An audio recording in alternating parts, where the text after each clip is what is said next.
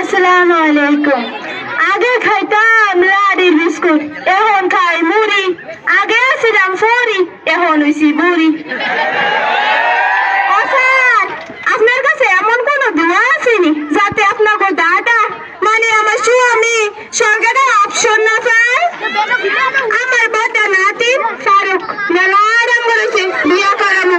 ওই দিন মাইয়া দেখতে গেছি, মাইয়ারে যে ফারুকের এমন মনে বসে, মাইয়ারে ফারুকে জিল্লাইতেছে, ওগো তুমি আমার এই বুড়া দাদুটারে দেখে রাখতে পারবা? মেজাজ আমার এমন খারাপ হইলো, লাঠিটা তুললা পিছনে বাড়ি মেরে করলাম। এ ফারুক, বুড়ি তুমি কারে? বুড়ির কথা পাশে হইলো ফলে জয়নাল সময় মতো বিয়াটা করলাম না। এখন বলছো সেদিন আমাদের এলাকায় মেলা গন্ডগোল লাগলো। কই থেকে এক সন্ত্রাসী আইলো আর আমার পায়ের কাছে বোমারে কে ধরে গা। মই তো খেয়ালই করতাম পারলাম না। আশপাশ থেকে শুধু ফুলা ফুরি ফুকুর ফেলে করতেছে, বলিবাম বলিব। আহারে ফুলা ফান ঘুম তো ছিলাম 50 বছর আগে। এদিন আমার বাড়িতে শুয়ে এলো, সুরের আর কি দোষ, মেলা বয়স হয়েছে, বুঝলে যাই দরজা খোলা ছিল। সুরের জিনিসপত্রের গাড়াগাড়ি সব দে মুরগুম ভাঙ্গে গেল। সুর আমার দেখা ধরলো, কইলাম ডরে না কাছে কাছে।